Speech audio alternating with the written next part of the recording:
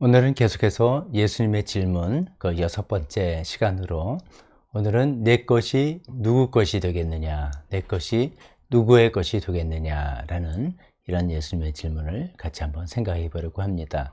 오늘 본문 말씀은 누가복음 12장 13절에서 34절입니다. 누가복음 12장 13절에서 34절인데 그 앞에 부분 몇 부분만 제가 준비해서 같이 읽어보도록 하겠습니다. 제가 읽겠습니다.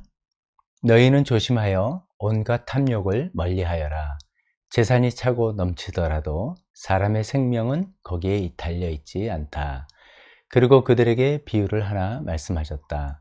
어떤 부자가 밭에서 많은 소출을 거두었다. 그래서 그는 속으로 내 소출을 쌓아둘 곳이 없으니 어떻게 할까 하고 궁리하였다. 그는 혼자 말하였다. 이렇게 해야겠다. 내 곳간을 헐고서 더 크게 짓고 내 곡간과 물건들을 다 거기에다 쌓아두겠다. 그리고 내 영혼에게 말하겠다. 영혼아, 여러 해 동안 쓸 많은 물건을 쌓아두었으니 너는 마음 놓고 먹고 마시고 즐겨라. 그러나 하나님께서 말씀하셨다. 어리석은 사람아, 오늘 밤에 내 영혼을 내게서 도로 찾을 것이다. 그러면 내가 장만한 것들이 누구의 것이 되겠느냐. 자기를 위해서는 재물을 쌓아두면서도 하나님께 대하여는 부여하지 못한 사람은 이와 같다. 아멘. 우리가 잘 아시는 이 말씀이죠. 어리석은 부자의 비유라고 하는 말씀인데 이 본문과 12장 앞뒤를 생각하면서 우리가 죽게 된다면 우리가 일해서 벌고 모아둔 모든 돈과 재산 이게 누구께 되겠는가 라고 질문하시는 예수님의 질문에 답해 보도록 하겠습니다. 첫 번째, 하나님께 부유한 사람이 되라 라는 이런 주제로 생각해 보겠습니다. 이 이야기가 시작된 발단은 그 앞에 이제 읽은 부분에서 예수님께 어떤 사람이 찾아와서 상속에 대해서 어떤 불만을 토로했습니다. 우리 집에 상속이 좀 공정하게 이루어지지 않았는데 예수님께서 이것을 좀 어떻게 바로 잡아주십시오 라고 이야기를 했던 것이죠. 예수님은 그것을 이제 거절했습니다. 누가 나를 재판관이나 분배인으로 삼았느냐 라고 말씀하시면서 그런 것을 거절하셨는데 이제 그것이 이제 이 상속이 진짜로 뭐 공정하게 이루어지지 않았기 때문이라든 즉 그게 공정함의 이슈 때문이라기보다는 그 사람이 돈에 대한 탐욕이 있었음을 보셨기 때문인 것 같습니다. 그래서 그 얘기를 하면서 우리가 본문을 읽은 것처럼 너희는 조심하여 온갖 탐욕을 멀리하여라. 돈과 재물에 대한 탐욕이겠죠. 그러면서 그 얘기를 하시면서 이제 우리가 잘 알고 있는 이 어리석은 부자의 비유를 말씀해 주신 것입니다. 이 어리석은 부자의 비유는 우리가 본문을 쭉 읽어봤으니까 제가 더 많은 설명을 드릴 필요가 없습니다. 간단하게 말씀드리면 부지런히 그리고 열심히 일했던 사람이죠. 또 이는 성공적인 삶을 살았던 사람입니다. 그러나 그 사람은 자기 힘과 능력으로 이것을 벌었다고 생각하는 것이고 따라서 자기 자신만을 위해서 이것을 사용할 계획을 갖고 있던 그런 사람입니다. 얼핏 보면 세상에 이 사람보다 훨씬 더 악하고 나쁜 사람이 많이 있습니다만 이 부자는 그냥 어리석은 부자로 알려져 있는 그런 사람입니다.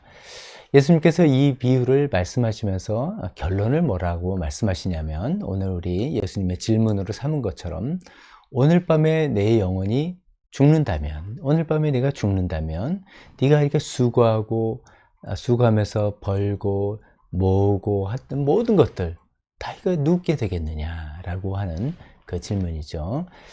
물론 이제 우리 민법에 의하면 배우자나 자녀들, 가족들에게 상속이 되는 것이죠. 뭐 그런 이야기를 하는 것은 아니지 않습니까? 우리가 어떤 자세와 태도로 돈과 재물을 에 대해서 생각하고 살아가고 있느냐, 그것을 어떻게 사용하고 있느냐 이런 질문을 하시는 거라고 우리가 알고 있습니다. 예수님께서는 이런 결론을 맺으면서 하시는 충고는 이건 것이죠. 자기를 위해서는 재물을 쌓아두지, 자기만을 위해서 재물을 쌓아두지 말고 하나님께 대하여 부요한 자가 되어야 된다. 하나님께 대하여 부요한 사람이 되어야 된다라고 예수님께서 충고하시고 있습니다. 두 번째 생각할 것은 이 표현은 우리가 많이 듣지만 정작 하나님께 대하여 부요한 사람, 이게 좀 굉장히 좀 관념적이죠. 모호한데 이것은 뭔가 하나님께 대하여 부요한 사람, 영어로는 rich toward God 이렇게 되어 있습니다. 근데 이게 무슨 뜻일까? 이것은 이제 예수님께서 말씀하신 그 내용이 대조법이 들어가니까 그것을 통해서 우리가 한번 가늠해 보겠습니다. 즉 무엇을 대조하냐면 자기를 위하여 재물을 쌓아두는 사람과 하나님께 대해서 부여하지 못한 사람, 이것을 동등으로 보는 거잖아요. 자기를 위하여 재물을 쌓아두는 사람은 곧 하나님께 대하여 부여하지 못한 사람이다 라고 한다면, 하나님께 대해서 부여한 사람이 뭐냐는 자기를 위해서 재물을 쌓아두는 것이 아닌 사람, 자기만을 위해서 재물을 쌓아두지 않는 사람, 이런 사람이 하나님께 대하여 부여한 사람, 이렇게 우리가 정리해 볼 수가 있겠습니다. 그러니까 자기를 위해서 재물을 쌓아두는 사람은 하나님께 대해서 부여한 게 아니라 어쩌면 자기에 대하여 부여한 사람, 뭐 이렇게 또 표현도 해볼 수 있겠죠. 자, 이렇게 정리를 했는데, 그러고 보면 막상 이제 우리 시선을 돌려서 보면 이 세상은 우리 모두에게 자기에 대해서 부여하라고 계속 가르쳐주고 이야기하고 있는 세상입니다. 너는 너 자신에 대해서 부여해야 된다.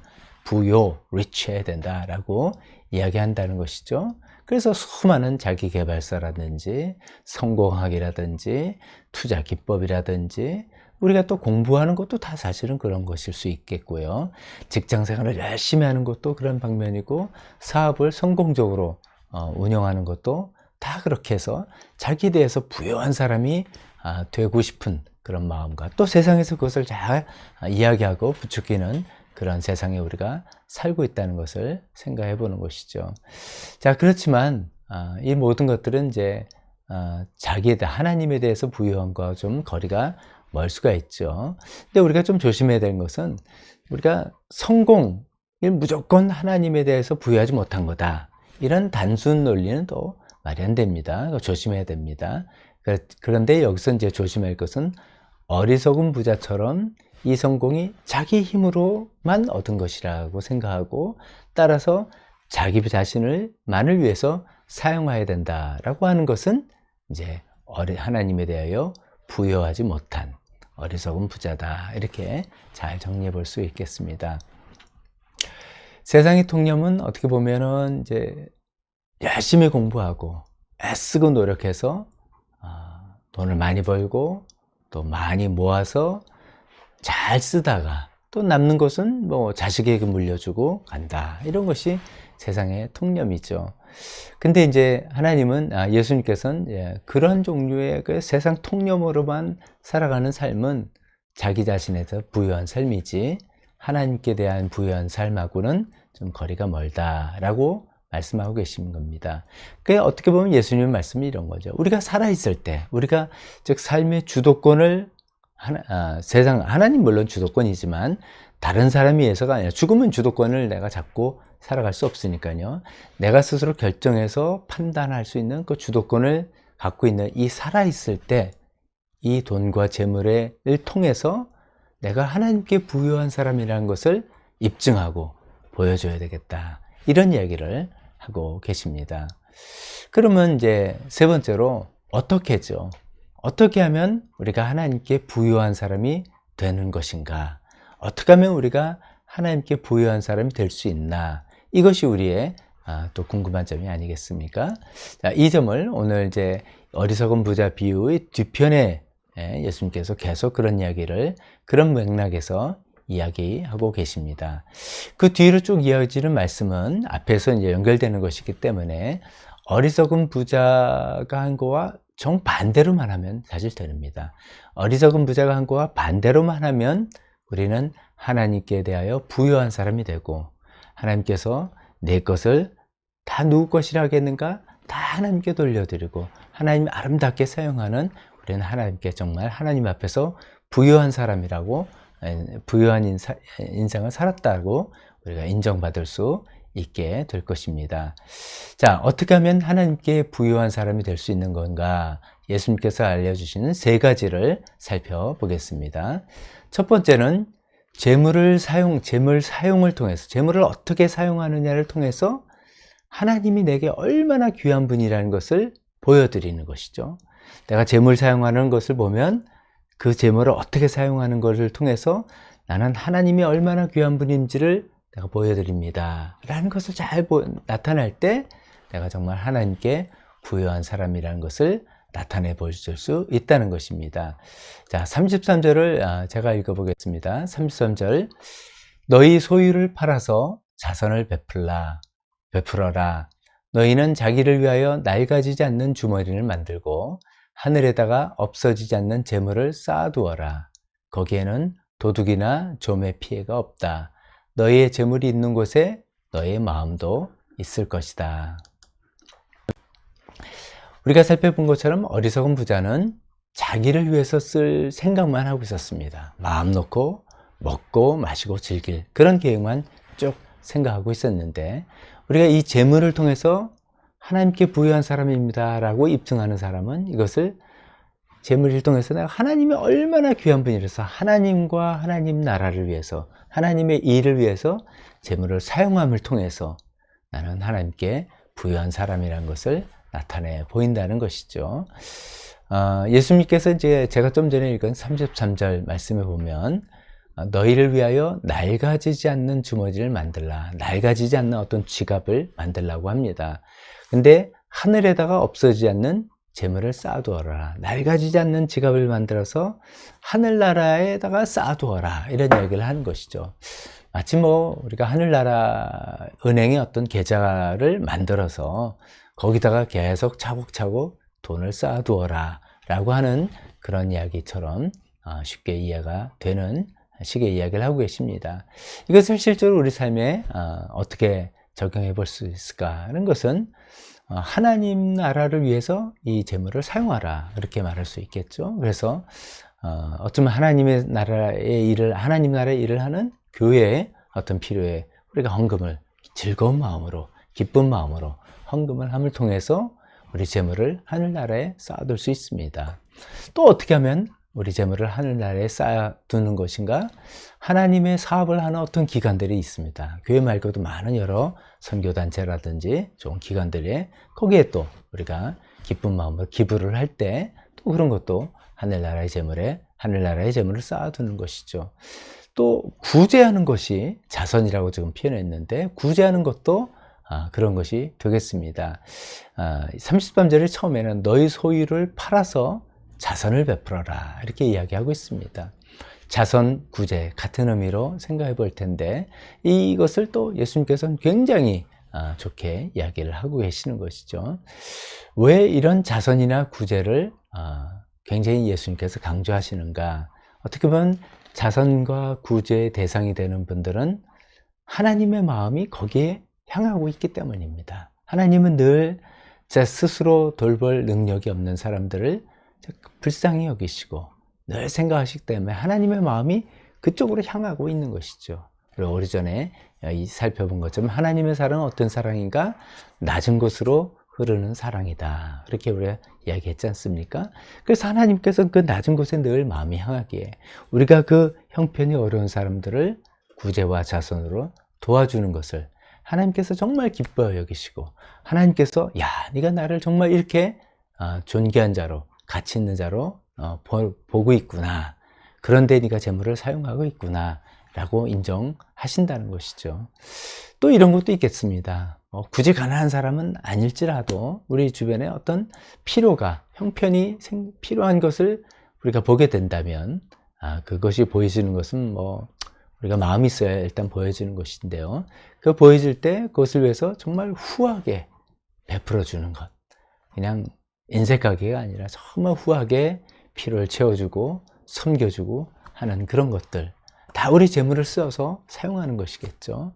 즉 어리석은 부자와 달리 재물을 나만을 위해서 즐기고 사용하는 것이 아니라 하나님 나라를 위해서 하나님 나라에서 위해서 일하고 있는 교회를 위해서 기꺼이 교회를 필요로 위해서 헌금을 하고, 하나님 나라 사업을 하는 모든 단체들에게 기부도 하고, 또 가난하고 어려운 사람들을 위해서 구제와 자선을 행하고, 또 우리 주변에 있는 사람 중에 어떤 필요가 있는 것을 딱 봤을 때 후하게 그것을 물질을 베풀어 줄 때, 그 모든 걸 통해서 우리가 재물을 사용하는 이 모든 방식을 통해서 하나님, 나는 하나님을 정말 존귀하게 여깁니다 라고 우리가 살아갈 때, 그것이 바로 하나님에 대하여 부유한 사람이라고 예수님께서 말씀해 주고 계십니다.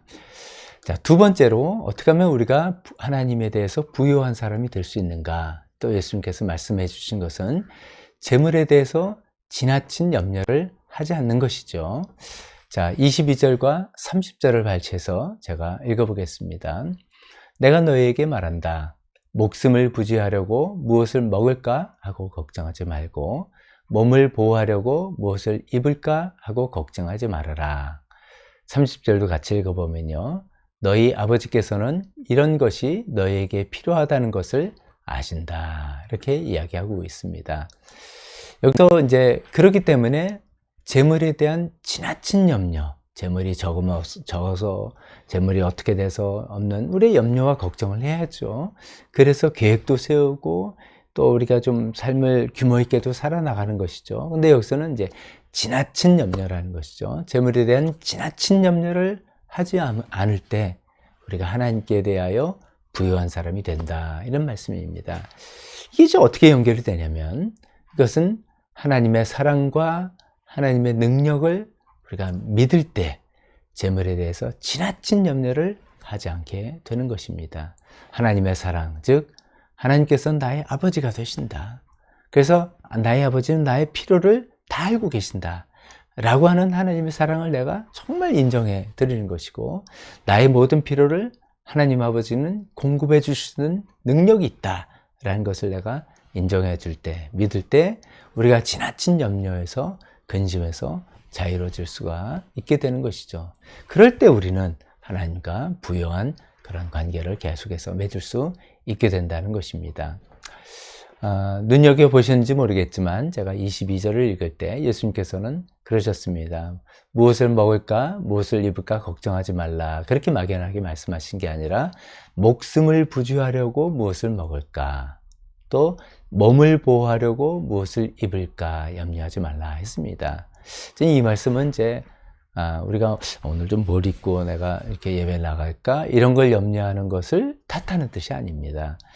우리가 건강을 위해서 먹어야 될 음식, 또 피해야 할 음식을 잘 생각하는 것, 이런 것을 탓하는 그런 말씀이 아닙니다. 우리의 목숨 부지를 위해서, 생존을 위해서, 또 몸 보호를 위해서, 정말 이게 생존을 위해서 내가 먹고 살 게 없을 건 아닌가 걱정하는 그런 걱정, 근심이라는 것입니다. 우리 하나님께서 우리 아버지가 되셔서 우리가 생존해야 되는, 먹고 내 추위를 내 감싸고 덮어야 되지만 내가 생존한다는 것을 너무 잘 알고 계신다는 거죠. 그래서 그것을 반드시 그것을 책임져 주시고 필요한 것을 공급해 주실 거라는 것을 정말 내가 믿고 거기에 대한 자신이 있고 거기에 대한 확신이 있을 때, 그런 마음이 바로 하나님께 대하여 부유한 그런 사람이라는 것이죠. 하나님과의 관계 면에서 정말 부유해서 하나님의 사랑과 하나님 능력을 충분히 믿어 드리는 것이죠. 따라서 그런 것에 대한, 재물에 대한 지나친 걱정과 지나친 염려가 없는 그런 사람이 하나님께 대하여 부유한 사람이다 라고 우리가 정리해 볼 수가 있겠습니다. 세 번째, 예수님께서 말씀하시는 하나님께 대하여 부유한 사람은 어떤 사람이라 라고 말씀하시냐면 31절에 나오는 것처럼 하나님 나라를 추구하는 사람이다 라고 이야기하고 있습니다. 제가 읽어보겠습니다. 그러므로 너희는 그의 나라를 구하여라. 그리하면 이런 것들을 너희에게 더하여 주실 것이다. 마태복음 33장하고 똑같은 그런 말씀을 누가복음식으로 이제 표현하신 거죠. 하나님 나라를 구하라. 그럼 이런 것들, 즉 먹고 마시는 우리 몸에 필요한 것들은 다 채워주겠다라고 이야기합니다. 즉 그래서 하나님 나라를 구할 때 우리가 하나님께 부유한 사람이라는 것을 입증해 보인다라고 정리할 수 있는데요. 이 하나님 나라를 구한다는 이 표현은 좀 오해가 있을 수 있는, 오해를 우리가 좀 제법 많이 하는 표현입니다. 하나님 나라를 구한다라니까 우리는 어떻게 생각하냐면 하나님 나라를 확장한다. 즉 그래서 영혼을 구원하고 전도를 하고 선교를 하는 어떤 그런 행위적인 어떤 일들을 1차적으로 생각하는 경우가 참 많은 것 같습니다. 그렇게도 저도 설교한 적도 많이 있었고 또 그렇게 워낙 많이 들었기 때문입니다. 그러나 이 말씀을 진짜 액면기대로 잘 읽어보면 그것도 물론 있겠지만 그 중심에는 출발은 이런 곳에 있는 것입니다. 즉 하나님 나라 어떤 것입니까? 하나님이 왕이 되시는 그런 어떤 세계, 하나님이 주인이 되시는 어떤 세계, 이런 것을 이야기하는 거 아닙니까? 구한다는 것은 추구한다는 것입니다. 즉 하나님이 왕이 되시는 어떤 세계를 내가 계속해서 추구한다. 하나님께서 주인이 되시는 그 세계를 내가 정말 갈망하면서 추구한다 라는 그런 것이죠. 그래서 뭐 단순히 영혼을 구원하고 전도하고 선교한다는 어떤 doing에 관한 이야기, 행동에 관한 이야기보다는 나의 삶의 본질이 어디를 향하고 있는가, 하나님이 정말 나의 왕이시고 하나님이 정말 나의 주인이신가, 어디에서? 나의 삶의 모든 영역에서, 나의 삶의 모든 영역에서 하나님이 왕이 되시고 하나님이 주인 되신 그런 삶을 나는 추구하는 사람인가 라는 이야기를 하고 있다는 것입니다. 그래서 나의 삶의 모든 영역이라 할 때 어떻게 보면은 아주 작은 것, 어쩌면 지극히 개인적인 영역에서부터 출발하는 것이 맞다고 봅니다. 그것은 뭡니까? 관계 면을 본다면 부부관계, 부모와 자식 관계, 부인 관계, 아주 친한 사람 관계, 우리가 멀리 있는 사람을 전도하는 걸 두 번째로, 그게 먼저가 아니라 나 가장 가까운 사람과 내가 어떤 관계인가, 하나님이 왕이 되신다면 내가 어떻게 이야기하고 어떻게 관계할 것인가, 이런 것들이 그냥 자연스럽게 나오지 않겠습니까? 그런 것을 잘 아는 사람, 하나님이 내 주인이시고 왕이기 때문에 거기서부터 하나하나 관계가 동심원이 커지듯이 퍼져나가는 그런 사람을 어쩌면 우리는 말할 수 있겠습니다. 어떤 간에 하나님께서 내 삶의 왕이 되시고 주인이 되시는 것을 작은 영역에서부터, 나의 가장 작은, 가장 개인적인 영역에서부터 잘 살아나가기를 정말 추구하는 사람. 그러다 보니까 남들을 위해서, 전도를 위해서 희생도 하고 헌신도 하고, 그러다 보니까 선교도 하게 되는, 그래서 하나님 나라가 확장이 되는, 나로 인해서 확장이 되는 그런 것이 생기겠지만 그것이 목적이 아니라 목적은 하나님의 나라를 추구하는 것이야. 하나님이 왕 되시는, 하나님이 주인 되시는 삶이 되기를 나의 작은 언어의 영역에서, 또 물질을 사용하는 영역에서, 감정을 표현하는 영역에서, 사람을 섬기는 영역에서 조금씩 그 동심원이 커져 나가다 보니까 그런 일이 결과적으로 생기는 삶의 모습이 나타나는 것이죠. 그런 것이 하나님을, 그의 나라를 추구하는, 하나님 나라를 추구하는 그런 사람이 되겠습니다.